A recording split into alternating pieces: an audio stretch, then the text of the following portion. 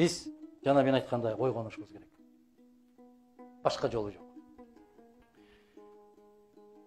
Ушул сөздү айтсам түшүнөсүзбү, түшүнбөйсүздөрбү, ошондуктан бир аз этияттап атам.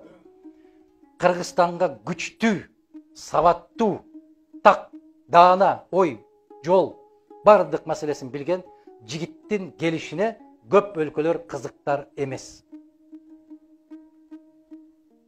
Демдеге, эч ким Кыргызстандын күчтүү болуп көтөрүлүп кетишин каалабайт. Ал үчүн эмне кылышат? Эбегейсиз чоң каражат ыргытышат. 45 жылы азыркы Америкада ЦРУ бар.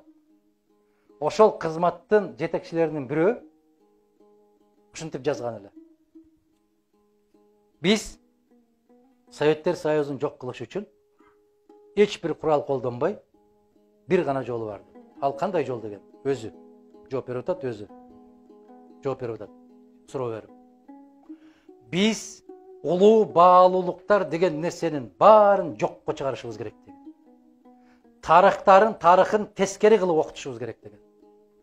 Ошол Совет эли сыймыктанып, суктанып карап жүргөн азаматтардын баарын теңирден тескери кылып көрсөтүп, аларды жамандап, бир гана культту жаратышыбыз керек деген. Ал эмне болгон культ? Акча, жана акча деген. Ошону менен биз Советтер Союзун жок кылабыз деген. Ким окуду ушуну? Окуган киши барбы?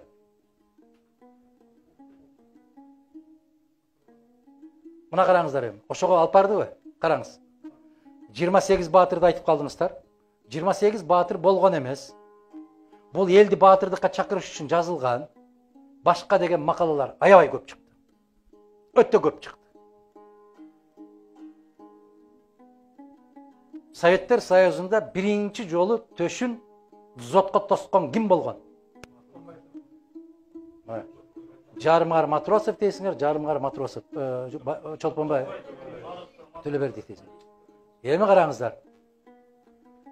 43-жылы февралда Матросов тосуп атат, 42-жылы августта Төлөбердиев тосуп атат. Ким эрте? Ушунун баарын биз Матросов деп келдик. Эмнеге? Себеп окубадык. Архивди карабадык. Исхак Разаковдун атын 50 жыл атаганга тыюу салынды. Улуу инсан. Жусуп Абдрахмановдун аты, Баял Исакеевдин аты, Абдыкерим Сыдыковдун аты бүтүндөй бүт баарын эл душманы кылып жазып чыкты. Сиздин муун, биздин муун жакшы билет, жаштар билбейт. Кыргыз тарыхына Разаковдун, Абдыкерим Сыдыковдун, Абдыкадыр Орозбековдун аттарын түк киргизген эмес. Касым Тыныстановдун. Эми караңыздар, эми үчүн? Себеп эл өз ушундай мыктыларын билбеш керек. 90-жылдан баштап бүтүн биз сыймыктанып келген нерселердин баарын жалганга чыгарды. Азыр муну жаштардан сурасам, тескери жооп берет. Муну Айтматов баягы сенин атаң Дөнөнбай, сенин атаң Дөнөнбай деп чымчык сайрап жүрөт деп апанын тили менен баласына айттырып атат. Унутуп калба деп. Ал унутуп калып атат. Азыр биз кыргыз ошол деңгээлдебиз. Эми караңыздар, кызык, өтө кызык окуя. 37-жылы атылып кеткен кыргыздын мыктылары момундай деп сыздап кетти. Ага Сталиндин момундай да тиешеси жок. Бир нерсе десе Сталинди жамандайт. Сталиндин түк тиешеси жок. Архив ачылгандан кийин ошол мезгилдеки жогорку кеңештин депутаты бүгүн 87-ге чыгып аткан кыргыз эл жазуучусу Марат Ашимович Байжиев деген бар. Ошо кишини Абсамат Масалевич чакырып, ушул архив ачылат, ошону жетектеп, агын ак, карасын кара кылып чыгарып бериңиз деп сунуштаптыр. Эмне үчүн?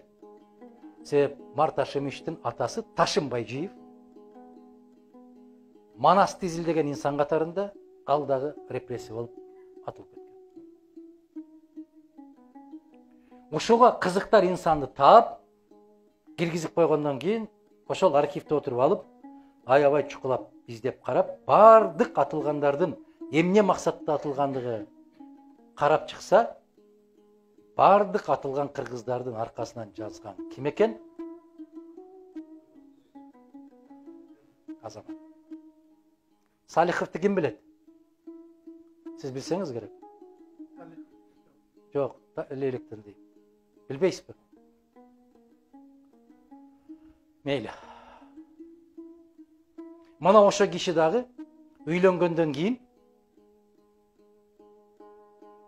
кайнана кайнатасы каза болуп калып, оор жылдар бир тууган кайнысын алып келип, үйүндө өстүрүп, чоңойтуп, жогорку билимдүү кылып, аркасынан жазган ошол жигит экен. Байжиевдин артынан дагы Касым Тыныстановду билесиздерби, эмне деп айтыптыр? Ал киши Март Ашемич дагы айтпай койду эле, мен интервью алып атпайдымбы ошону? Кайра айттым, качанга чейин сылап сыйпап жүрөбүз. Ачык айтыңыз ким экен десек, өзүбүздүн алып деп көкөлөтүп жүргөн Токонбаев экен. Эмне деп жазыптыр Токонбаев Касым Тыныстановдун аркасынан? Тыныстанов китепке жазып атат. Ал билим берүү министри болгон. Ишенал Арабаев ким болгон?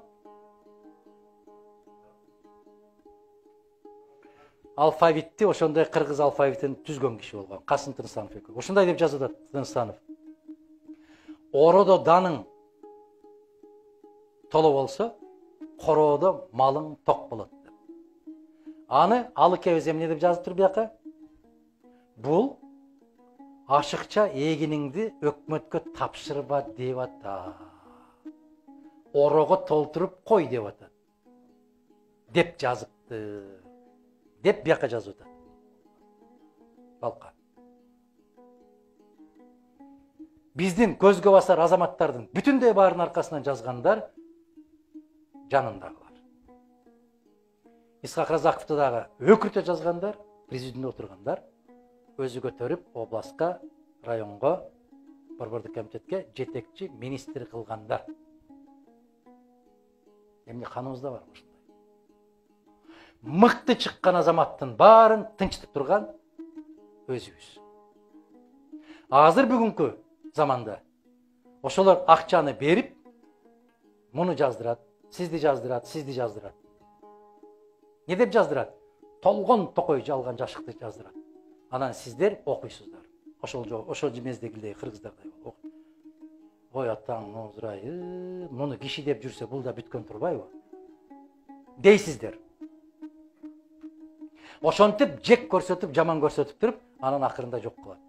Ошонтип бизди өз колубуз менен эчен жылдан бери тазалап келатат. Натыйжада кимдер калды? Бүгүнкүлөр калды. Эмне болуп атат? Кагаз берсе окуя албай атат. Мындай элди башкарууга өтө жеңил болот. Кандай дейсиздер? Мына ушул жерде отурганыңыздар деле кече кийинкиде болочокто шайлоодо каяка баратасың? Эмнеге ушундай? Билбейм. Эмнеге ушундай кылып элдин баары айтып атпайбы? Бул баягы жоламандын жагдайы. Кандай дейсиздер? Өз энесине жаа аткан баланын образы бүгүнкү образ. Гел жарыкка чыгарып коеюн, гел тазалыкка баралы, гел чөгөлөбө, гел башка элкеге тең бол, башка өлкөдөн кем болбо деп жүр десе, жааны атып туруп ушундай атып атасыңар. Дүйшөн, гел балдарыңды окутуп коеюн, гел кыздарыңа тамга таанытып коеюн, гел сабаттуу бол, башка эл менен тең бол десе, арабанын дөңгөлөгүн алып сабаган кыргыз бүгүн басы. Бүгүн да ошолбуз. Жандай эмеспи? Ушул нерселер, урматтуу жигиттер, агалар, карындаштар, эжелер, көңүл бура турган маселе. Болду эми, кайдыгерлик менен ушул жерге келдик, жетишет.